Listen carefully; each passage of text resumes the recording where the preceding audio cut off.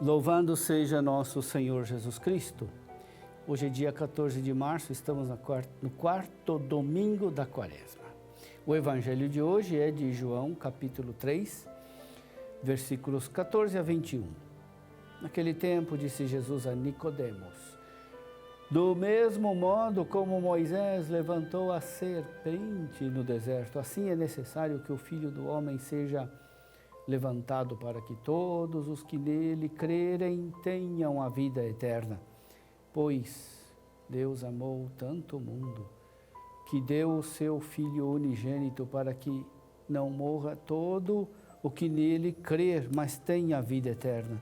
De fato, Deus não enviou o seu Filho ao mundo para condenar o mundo, mas para que o mundo seja salvo por ele. Quem nele crê não é condenado, mas quem não crê já está condenado, porque não acreditou no nome do Filho unigênito. Ora, o julgamento é este: a luz veio ao mundo, mas os homens preferiram as trevas à luz, porque suas ações eram más. Quem pratica o mal odeia a luz e não se aproxima da luz, para que suas ações não sejam denunciadas. Mas quem age conforme a verdade aproxima-se da luz, para que se manifeste que suas ações são realizadas em Deus. Meu irmão, minha irmã, estamos no domingo da alegria e a liturgia nos coloca pura e simplesmente diante da razão da nossa alegria. Qual é a razão da nossa alegria? Deus amou tanto o mundo que entregou o seu Filho unigênito para que não morra todo aquele que nele crer, mas tenha a vida eterna. Deus nos ama. Esse é o dogma central da nossa fé. É a alma de toda a Bíblia. É a afirmação mais importante da Sagrada Escritura. Esta frase tem sujeito, objeto e verbo, que contém o mistério mais vasto, profundo que podemos conhecer e receber. Deus e nós. Entre Deus e nós há o amor. Não é um amor genérico, é um amor que se entregou até as últimas consequências, que entregou o Filho unigênito ao mundo, ou seja, nós. É preciso recordar a leitura do domingo passado de Gênesis, capítulo 22, de 1 a 16, o sacrifício de Isaac. Como Jesus fala desse amor que se entrega? Do mesmo modo como Moisés levantou a serpente no deserto, assim é necessário que o Filho do Homem seja levantado. É preciso reler Números, capítulo 21, de 4 a 9. O povo passa por dificuldades no deserto, passa fome, sede, sofre com os agressores, ao mesmo tempo recebe de Deus proteção contra os inimigos, a água que brota da rocha, o maná que desce do céu. A cada adversidade enfrentada no deserto, Deus manifesta com sinais maravilhosos o seu amor pelo seu povo. Muitos, porém, ainda acham que Deus não faz mais do que sua obrigação e murmuram contra Deus, dizendo que não há água, que estão enjoados daquele alimento sem graça. Por isso os culpados são atacados por serpentes de fogo e muitos morrem por isso. Diante do castigo, os pecadores se arrependem, recorrem à intercessão de Moisés. Deus manda que Moisés faça então uma serpente de bronze e a eleve em uma haste. E todos os que eram picados pelas serpentes e olhavam para a imagem elevada no deserto, ficavam curados. Surpreende esse episódio. Deus manda fazer uma imagem de bronze. E essa imagem, pior ainda, é de uma serpente. Sabemos que a serpente era uma divindade cultuada como símbolo da fertilidade das religiões pagãs. Além disso, para piorar, a serpente também é símbolo do tentador, símbolo do mal. E Deus manda fazer uma imagem de bronze, imagem de serpente. Jesus explica a sua morte e ressurreição como um ser elevado. Assim como a serpente de bronze foi elevada, ele também será elevado na cruz. Olhando para Jesus, somos salvos. Olhando para o amor feito carne, olhando para Jesus que se entrega na cruz para ressuscitar, temos a salvação dos pecados.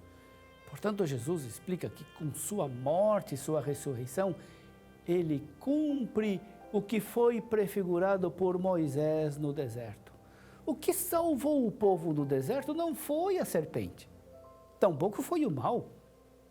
Quem salvou o povo no deserto foi Jesus. Já no deserto, Jesus salvou os pecadores. Olhando para a serpente, eles estavam olhando, mesmo sem o saber, para Jesus. Eles não estavam olhando para um ídolo, nem para o símbolo do mal, mas para Jesus. E por que Deus mandou que a imagem fosse a de uma serpente? De novo, a palavra de Jesus nos explica o porquê disso. Jesus é a verdadeira serpente elevada no deserto. Ele é prefigurado na imagem da serpente, porque na cruz ele foi feito pecado pela nossa salvação. Aquele que não conheceu o pecado, Deus o fez pecado por nós, para que nele fôssemos feitos justiça de Deus. Segunda Epístola de São Paulo aos Coríntios, capítulo 5, versículo 21. Deus o fez pecado por nós, por mim. O perdão do meu pecado não é uma ação burocrática de Deus, para que eu pudesse ser salvo. Deus fez recair sobre o seu Filho dileto todo o peso do pecado, e ele foi esmagado. Jesus foi feito pecado no sentido de que ele assumiu voluntariamente sobre si o castigo que nós merecíamos pelo nosso pecado, para que nós pudéssemos ser feitos justiça de Deus. Jesus foi feito pecado. Normalmente a serpente serve de símbolo do mal, representando o próprio Satanás. Na cruz, Jesus, embora não pudesse ser acusado de pecado algum, é feito pecado por nós. A serpente levantada ele é a serpente levantada no deserto. Jesus é levantado na cruz. Quem vê o sinal recebe a vida. É o caso também que aconteceu com o bom ladrão. Jesus é a serpente levantada no deserto, no sentido de que para que eu pudesse ser perdoado, ele foi feito pecado por mim. Ele não foi feito pecado em si mesmo, foi feito pecado por nós, para que nós fôssemos nele feitos justiça de Deus. Qual é a sua reação diante de tão grande amor? O mundo de hoje faz com que seja difícil acreditar no amor. São tão numerosas as traições, são infinitas as decepções, são terríveis as violências provocadas e sofridas. Quando sofremos a violência e a traição, somos feridos e começamos a ter medo de amar e de ser amados, porque não queremos mais ser enganados, não queremos mais ser feridos. Muitos são também os que acusam a religião e a fé de estar na origem da guerra, da discriminação, da opressão, da liberdade individual. Desse modo vai engrossando sempre mais o número daquelas pessoas que não acreditam mais em Deus, porque não acreditam mais no amor de Deus. Não acreditam que o amor dos cristãos seja verdadeiro, de que o amor de Deus seja realidade. Dessa forma entramos em uma nova era de gelo. Sem acreditar que Deus nos ama, o mundo está destinado a se dissolver na escuridão e no frio cósmico. Se não há amor, estamos só nadando para o gelo escuro do fim cósmico. Neste tempo da quaresma, somos colocados diante da serpente elevada no deserto, de Jesus elevado na cruz, entre o céu e a terra, com os braços abertos. Estamos diante do amor que se derrama do seu lado aberto. Esse é o momento decisivo. Quem nele crê não é condenado. Mas quem não crê já está condenado, porque não acreditou no nome do Filho unigênito.